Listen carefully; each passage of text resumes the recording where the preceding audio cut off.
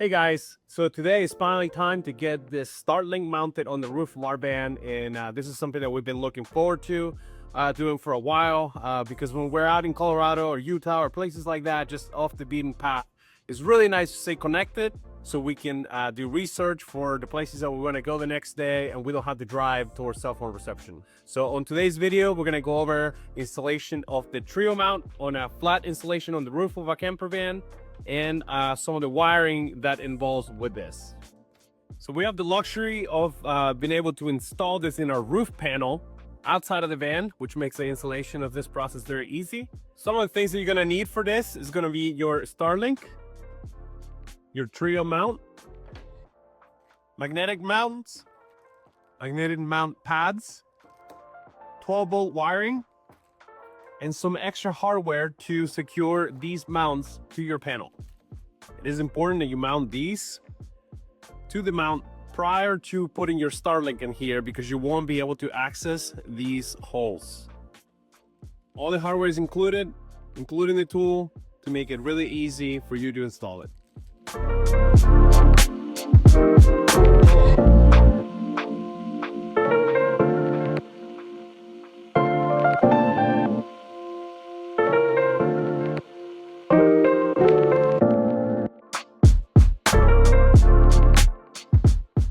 Next, we're going to install the mount itself.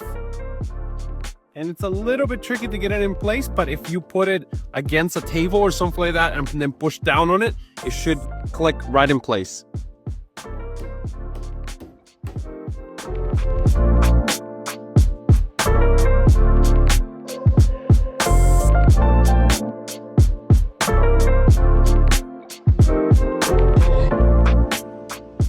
Next, you're going to use the provided hardware to put screws in here to secure your Starlink to the mount permanently. I suggest that you start by hand so you don't strip the threads.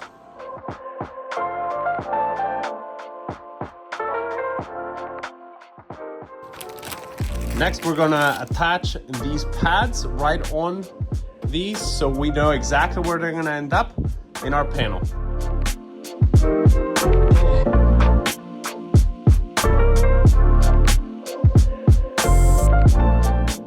Peel off the sticker pads.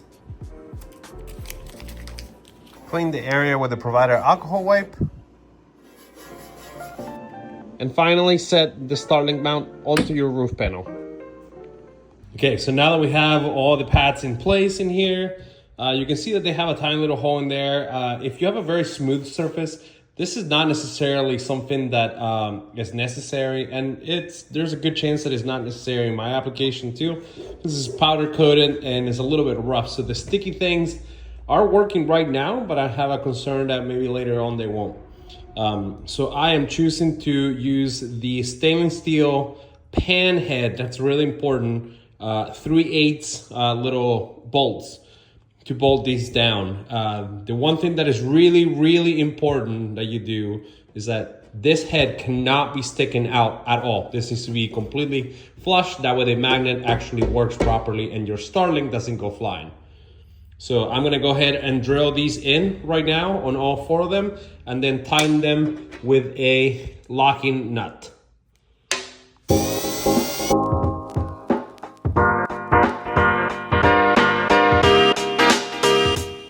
Okay, so now that we have the hole pre-drilled, we can put our hardware. And what you're looking for is basically this right here. It's completely flush. That doesn't stick out at all.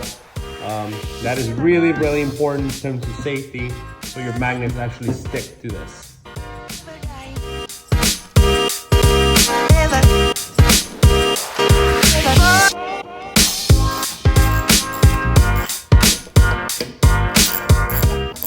All right, so we got all of our mount pads completely installed. As you can see right there, they're bolted through in our panel. And then all you would have to do would be just to put the Starlink mount on top of these with the magnets, and the magnets will do all the work. It's very secure. It's actually very difficult to get these things off once you put them, even just one. So I can't imagine what 4 of them will do. But we're gonna go over a little bit of the wiring before we put this down, because there's a wire that we need to connect in here. coming from Trio, and this wire is a little bit different compared to the one that comes with your Starlink, because this one you can wire straight into a 12-volt source. It has bare wires at the end, and which means you can wire this to your house batteries with a switch that you can operate this anywhere inside of your van. And for our case, we're operating this right from the cab of the van. We think that that's really important because when we're on the go and we're driving around, we don't want to go to the back of the van to turn the Starlink on. We want to just be able to reach up as we're driving, click it, and we have full internet. So right here you can see how the wire comes. It comes with two bare wires at the end and this plug that goes right into this hole right here. I think it's about 10 feet long. I am definitely not gonna need 10 feet of this. And it's a 14 gauge wire, which is super important to have a thick enough wire if you have a long run. We do have a long run from our house batteries in the rear of the van, the whole way to the front where our switch is. So it is important to have the proper size gauge wire for this application.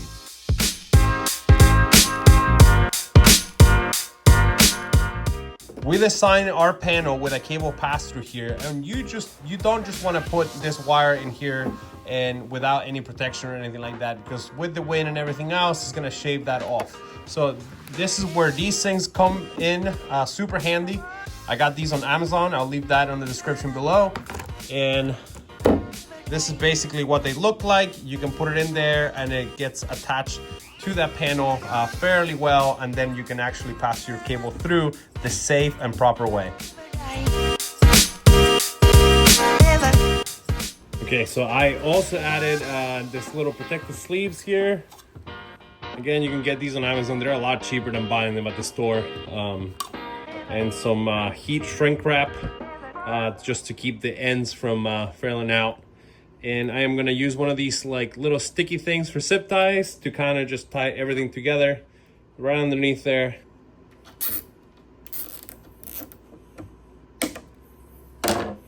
And right there it is, guys. It is completely ready to be installed in the van. All I have to do is bolt it to the crossbars and wire this wire right here. So I'm minimizing as much as I can all the stuff that I have to do on the roof of the van, which is uncomfortable to work with. You know, the nice thing about this is that all you have to do is pop it out, disconnect this wire, and you can use the regular wire that comes with the Starlink, which means you can use it in other applications, not just your van. For example, on a boat. Hint, hint.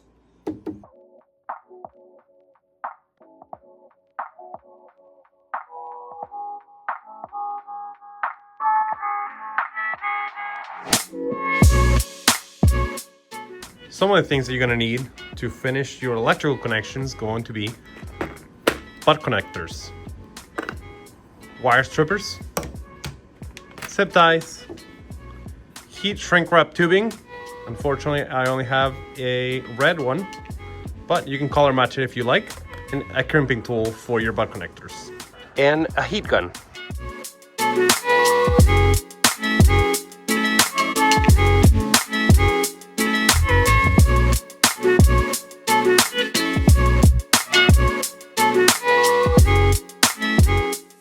Okay, so I want to give you guys an idea of how this is going to be looking like here. We had the wire coming from the Starlink here. I had a scan strut pass through, super watertight. Definitely recommend them. They are not cheap, but worth the price. And here we have, this is actually 10 gauge coming from the inside of the van because I knew it was going to either be a Mini or a Gen 3 Starlink, and they require thick wires. So I'm gonna be cutting this wire here and connecting it to this. I'm gonna leave a little bit extra. And right here we have this heat shrink wrap connectors, and I'm also going to be wrapping them with tubing. Since all these wires are exposed to the weather, I think it's just an extra step. Probably not necessary, but definitely worth it.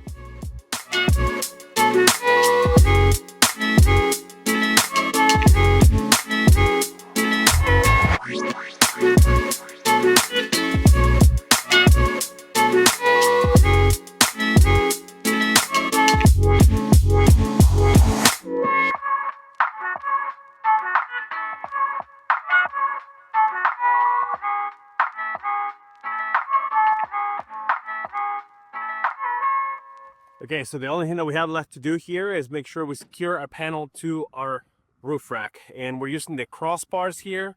And if you're not familiar with them, you can kind of watch our roof rack installation video. But to give you the short version here, there is a thing that is called a T-nut that slides in these grooves in here.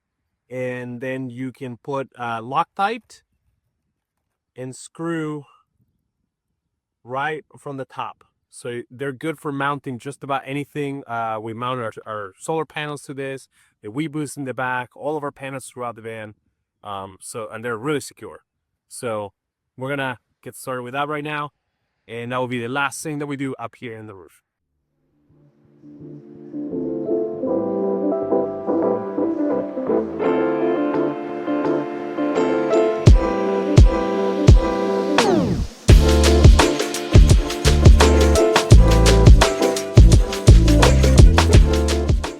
Now we're gonna put some Loctite on this. This is really important so vibrations don't pull these off.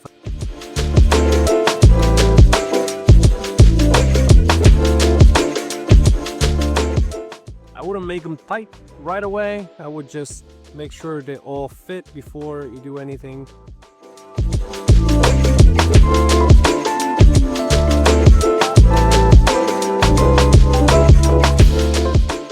So right here is the insulation is all complete and ready to go. Everything is nice and tight. The panel is tight. The wire is in. Everything is secure underneath. And this thing does not move. You literally have to put a pry bar out to get it out. So I have zero concerns that this thing is gonna fly out or anything like that. And it's super nice that if I want to, I can remove it and just unplug it and just plug it into the regular outlet that came in with this thing. All right, guys, back here to the back of the van where all of our electrical system is. So our house batteries and everything is in here. And right here is where the Starlink wire is going into the fuse panel. You can see it right there. It's clearly labeled. And right here we have all of our fuses, and the bottom right there is Starlink right there. So I put a 15 amp fuse. I do have to research that a little bit more, but I'm pretty sure that's exactly what needs to be. And then we have the switch to turn it on right from the front, and I'm gonna show you guys that next. All right, so right here we have our custom switch for Starlink. This is a custom switch you can get from Rocker Switch Pros. It lights up blue. And we also have a Weeboost. We wanted to have both because a lot of times we might go to places where Starlink is not necessarily needed. We just need a slight boost, and we don't want to pay for the monthly membership fee of Starlink. But it's definitely very nice to have these two right here in the cab of the van where you can just be driving and turn them on whenever you feel like it.